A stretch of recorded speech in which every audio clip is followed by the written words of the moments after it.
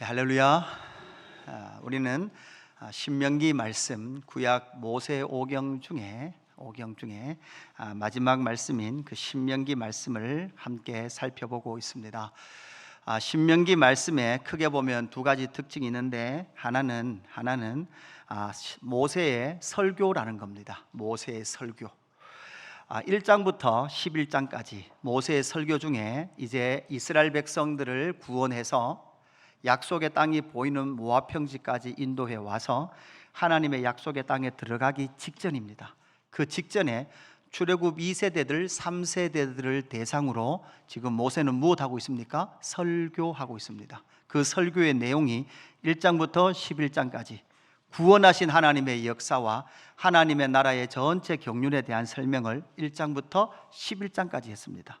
그리고 12장부터 27장까지는 하나님께서 이 백성들을 왜 이곳까지 데리고 와서 그리고 약속의 땅에 들어가서 무엇을 할 것인가에 대한 것을 말씀해 주십니다. 이걸 소위 말해서 율법이다, 하나님의 나라의 법이다 라고 말할 수 있는 그 율법의 내용이 12장부터 27장까지 길게 우리에게, 이스라엘 백성들에게 주어졌죠. 이제 28장부터는 설교니까 내용만 전달하고 끝나는 게 아니죠. 내용만 전달하고 끝나는 것은 설교가 아닙니다. 설교를 하고 나면 뒤에 오늘 또 저희 여러분 찬양할 건데요, 찬양하면서 무엇을 합니까? 말씀대로 살 것인가 살지 않을 것인가 뭐하죠? 결단을 해야 합니다. 여러분, 내일 지키지 못할지언정, 내일 또 무너질지언정 우리는 은혜의 말씀 앞에 결단해야 되고 하나님의 뜻이 옳습니다 라고 인정하며 나가야 되는 것이 저희들의 첫 번째 은혜 받는 길인 줄로 믿습니다.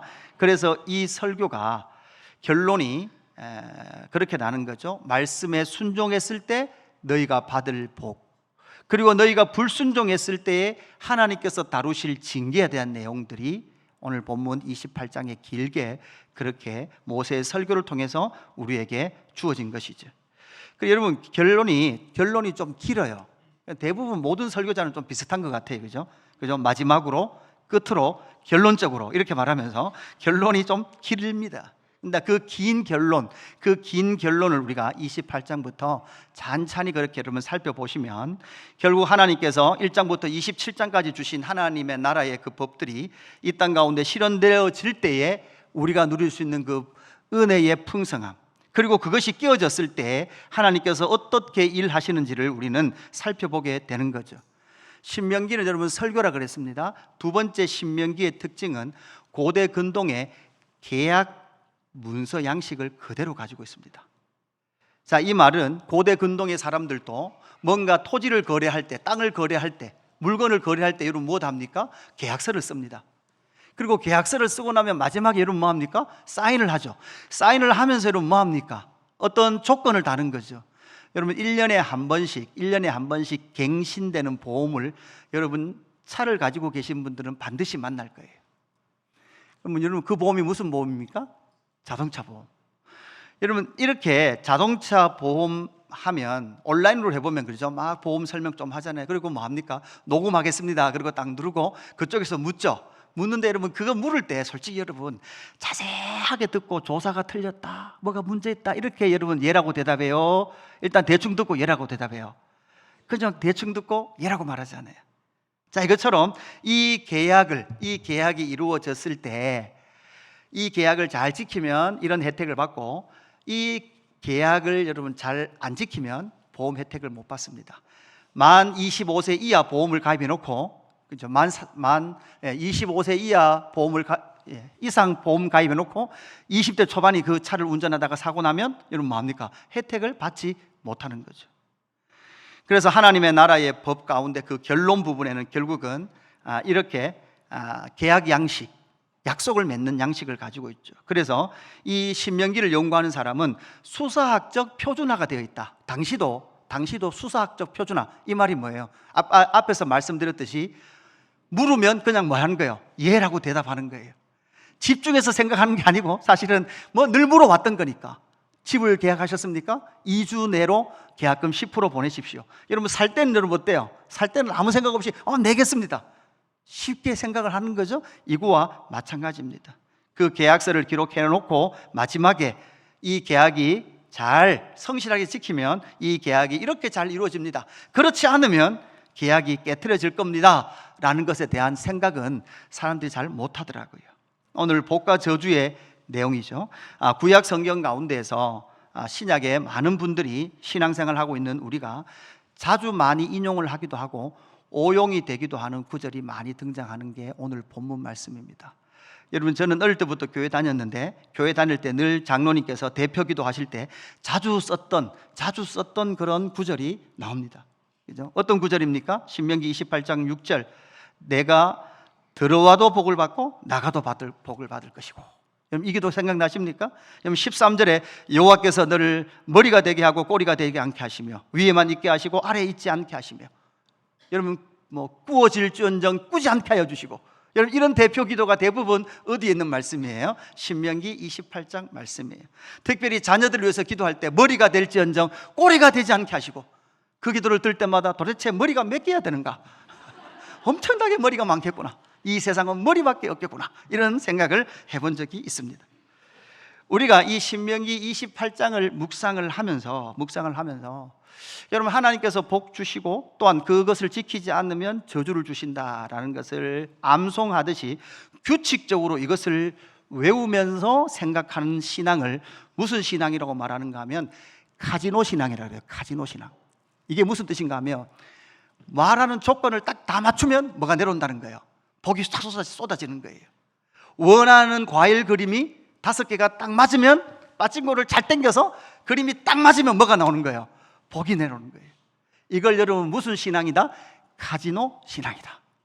그러니까 하나님의 복을 생각할 때 너무나 어떤 인격적인 것이 아니라 조건만 맞추면 복이 내려온다라는 것으로 이 신명기 28장을 우리가 이해해서는 된다, 안 된다?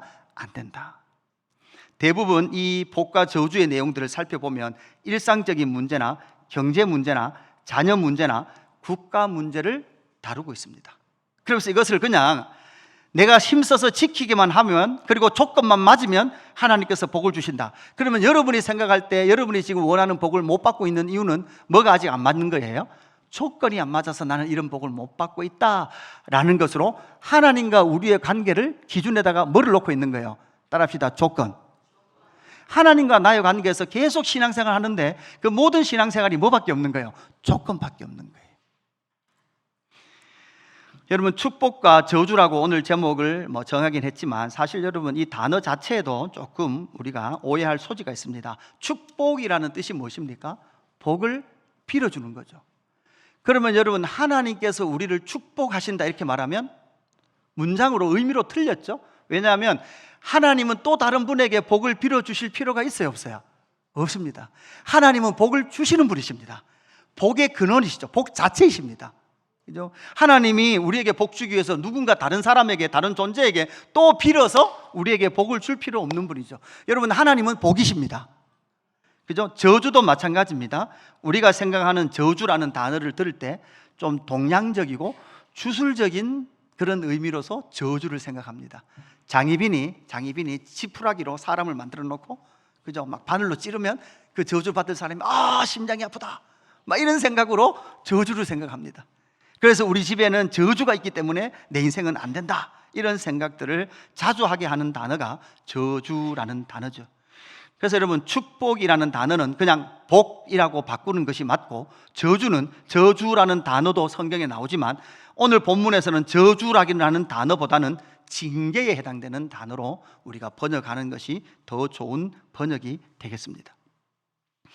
우리가 이 28장에 기계적으로 어떤 조건을 맞추면 복을 받는다라고 생각하는 이런 개념으로 28장을 우리가 생각하면 안 된다 그랬어요. 왜냐하면 27장에 금요일 아침 묵상을 통해서 분명히 이 모든 하나님의 말씀도 이미 은혜의 복음을 우리에게 이미 전제하고 있다는 거예요. 여러분, 27장 6절 7절 말씀이죠. 27장 6절 7절 말씀에 분명히 이렇게 말씀하고 있습니다. 너는 다듬지 않은 돌로 내 하나님 여호와의 제단을 쌓고. 여러분, 여호와 하나님의 제단을 쌓는데 이 제단을 어디다 쌓는다 그랬어요? 그리심산에 쌓습니까? 에발산에 쌓습니까? 에발산에 쌓습니다. 저주가 있는 산인 에발산에다가 제단을 쌓아요. 다듬은 돌입니까? 다듬지 않은 돌입니까?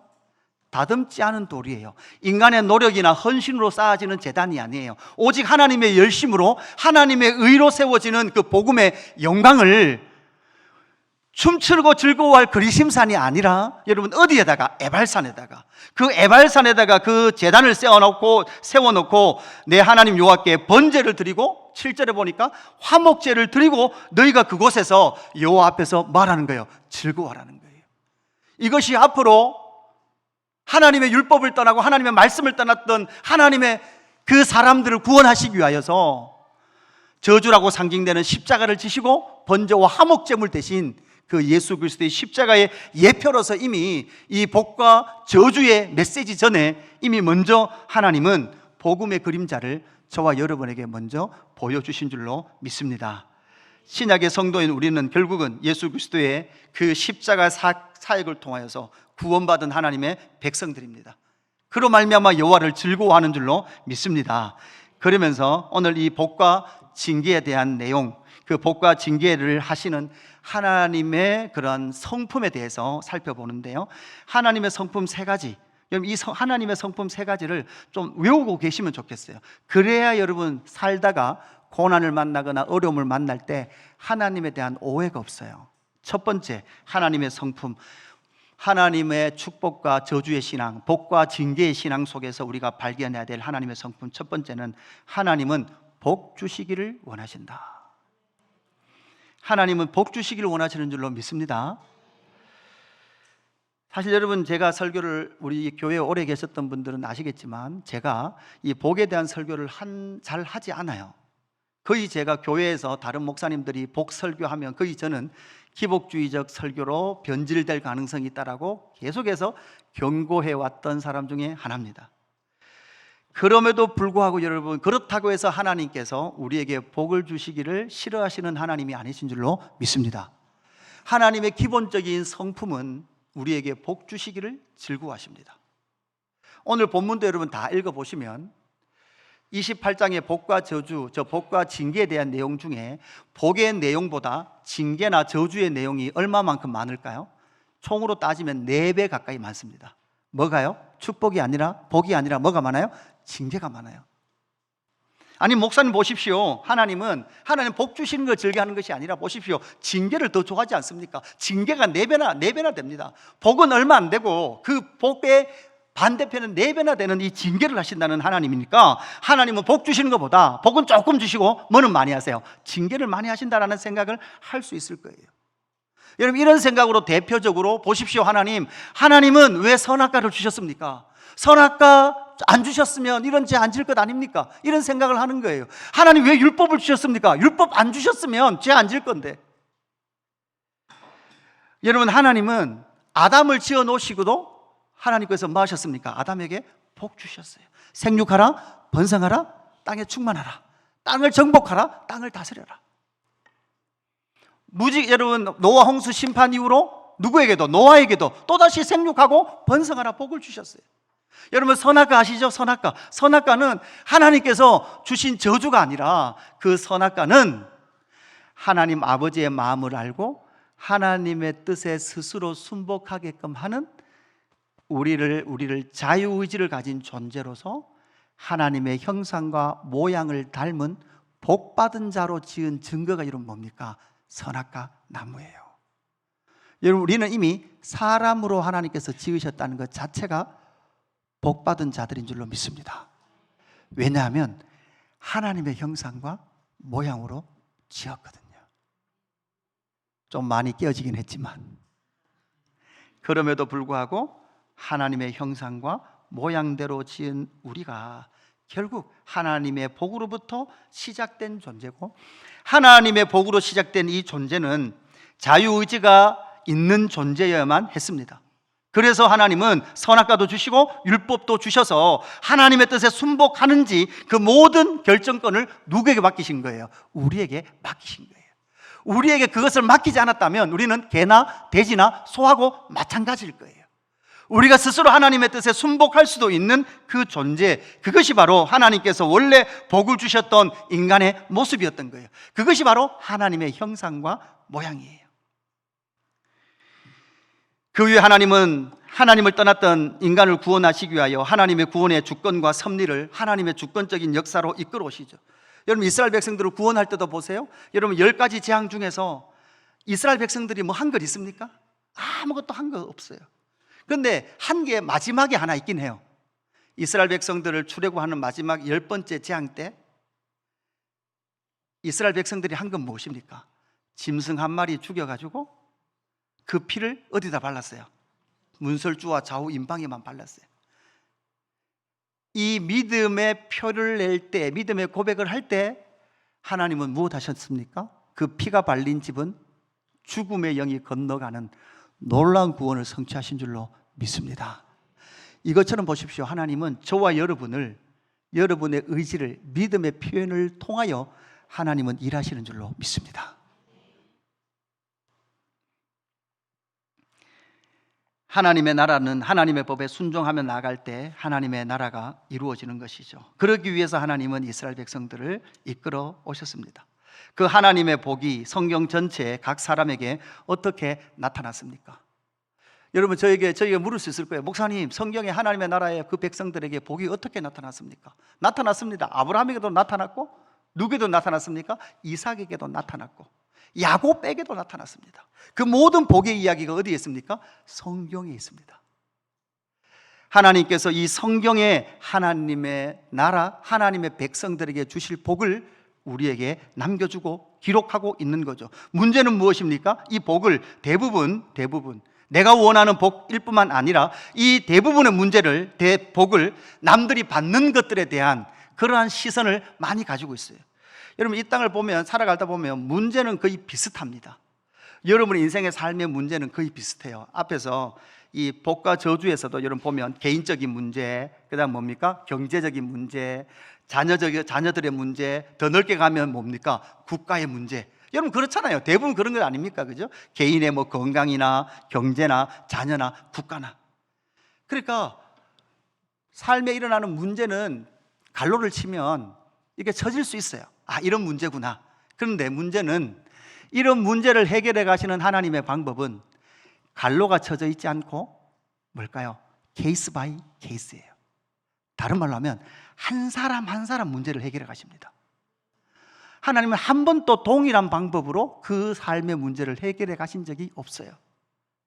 목사인 제가 무슨 경제적인 문제, 어려움을 찾아오신 분을 보면 한 비슷한 유형이 생각나죠. 옛날에 그런 집사님 계셨는데 그 경제적 어려움을 잘 극복했습니다, 이렇게 말씀을 해주지만 하나님은 똑같이 그 사람의 방법으로 그 사람의 문제를 해결해 가시지 않더라고요. 이곳에 앉아 계신 여러분도 똑같은 방법으로 이 자리에 앉아 있지 않을 거예요. 하나님 신기하지 않아요? 다 다르게 만드시고 모든 삶을 케이스 바이 케이스로 한 사람 한 사람 인격적으로 대해서 그 사람의 성품과 모든 삶을 이용하셔서 하나님은 그 문제를 해결하시고 하나님의 복을 그 사람들에게 부어주기를 원하시는 하나님이신 줄로 믿습니다.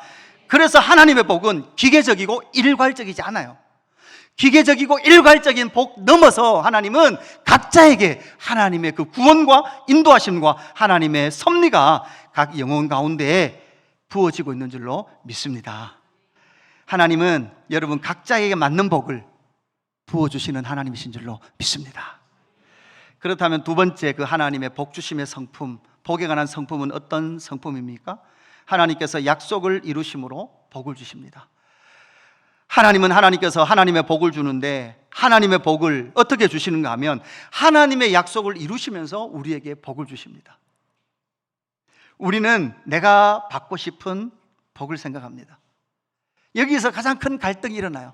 신앙생활은 내가 받고 싶은 그 복을 포기하시고 하나님이 주시는 진짜 복이 참 복이라는 것을 인정하며 살아가는 것이 신앙생활의 여정이에요. 분위기가 안 좋습니다. 예.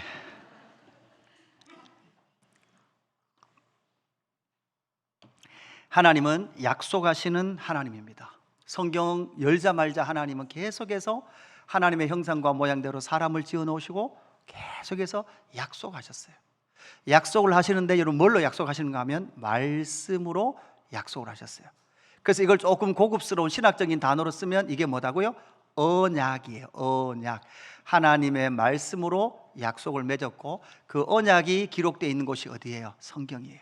우리는 종이에다가 계약했다고 생각하지만 종이에다 계약한 것이 아니라 여러분 이 종이에 있는 글자를 읽으면 이게 뭐로 들려요? 소리로 들려요. 말씀으로 들려요. 그래서 종이가 아니라 여러분 우리는 글자로 보면 안 되고 뭐로 봐야 돼요? 하나님의 말, 하나님의 음성, 말씀으로 우리에게 약속을 맺으셨습니다. 하나님은 아브라함과 약속을 맺을 때도 쪼갠 고기 사이로 여호와의 횃불만 지나갔습니다. 아브라함이 지나가지 않았죠? 시내산 언약에서도 짐승의 피를 이스라엘 백성들에게 뿌렸습니다. 결국은 하나님은 하나님의 이 약속을 생명을 걸고 이루기를 원하십니다. 하나님께서는 반드시 하나님께서 약속하신 것을 성취하시는 줄로 믿습니다. 그래서 신명기 26장 19절 말씀을 보면 이렇게 돼 있죠. 그런즉 여호와께서 너를 그 지으신 모든 민족 위에 뛰어나게 하사 찬송과 명예와 영광을 삼으시고 그가 말씀하신 대로, 여러분 뭐 하신 대로? 말씀하신 대로 너를 내 하나님 여호와의 성민이 되게 하시리라. 여러분 성민, 거룩한 백성이 되게 하시는 것, 이게 여러분 무엇입니까? 하나님이 이스라엘 백성들을 조성하시는 이유예요. 하나님의 이유예요. 하나님의 약속이에요. 오늘 신명기 28장 1절이 어떻게 시작됩니까? 우리 같이 한번 읽읍시다. 화면을 보시고 28장 1절 시작. 내가 내 하나님 여호와의 말씀을 듣고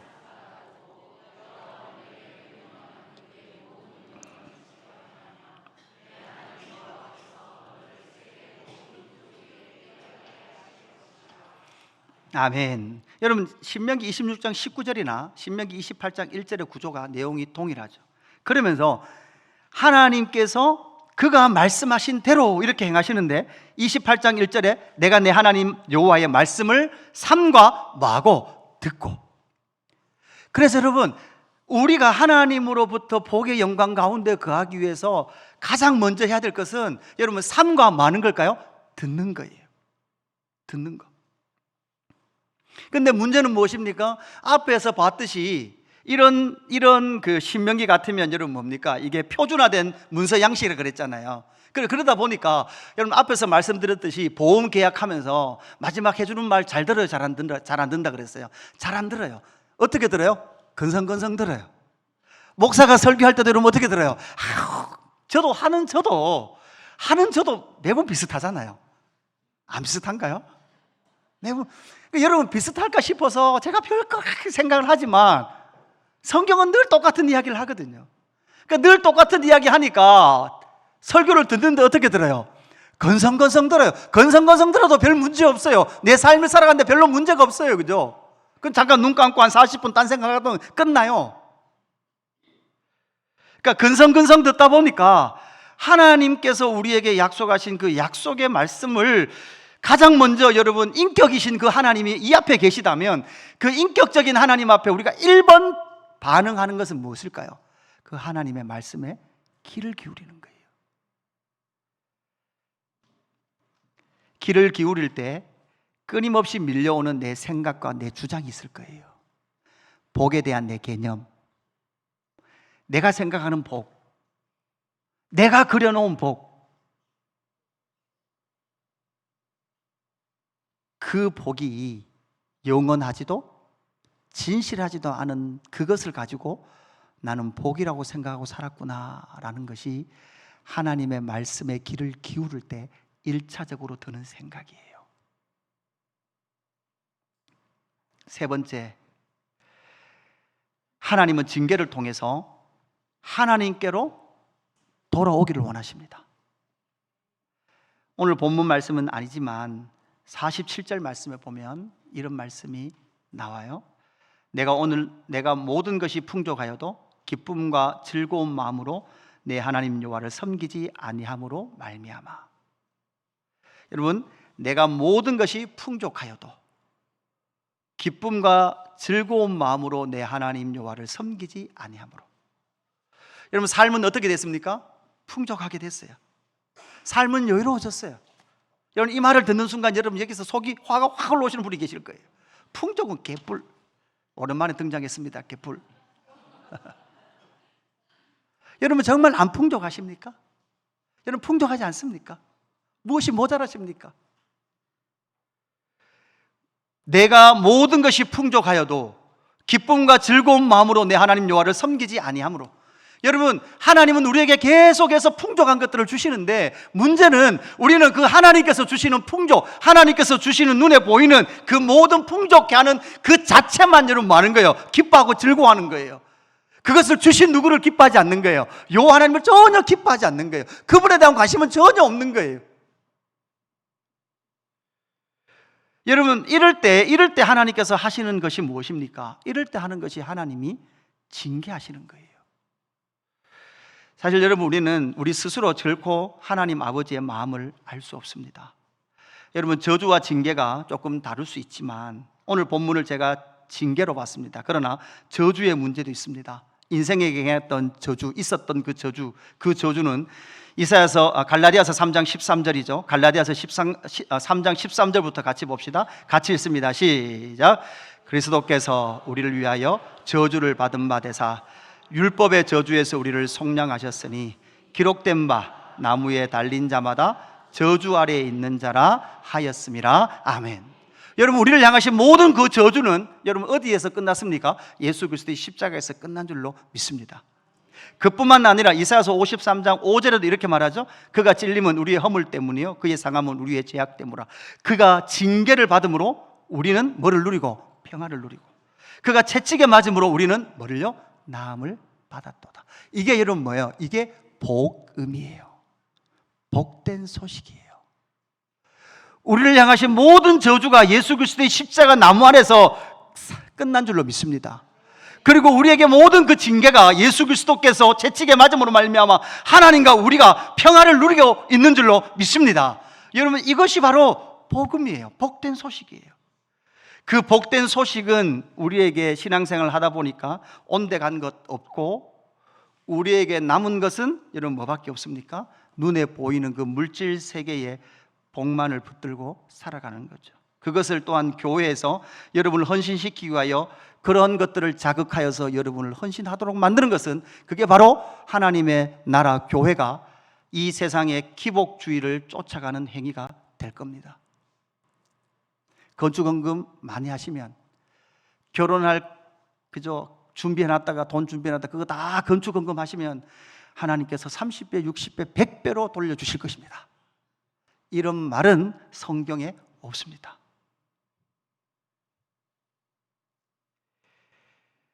하나님께서 말씀하신 이 모든 저주와 징계를 끊으신 예수 그리스도의 그 은혜, 이것이 분명히 역사 속에서 성취되었고 예수님 또 승천하시기 전에 계속해서 약속하신 것이 하나 있죠. 무엇을 약속하셨습니까? 또 다른 보혜사를 보내주겠다. 그 약속도 성취된 줄로 믿습니다. 여러분, 성령 받으셨습니까? 여러분, 옆 사람 보시죠. 옆 사람 보시면서 물어보시죠. 눈을 똑바로 보세요. 성령 받으셨습니까? 성령 받으셨습니까?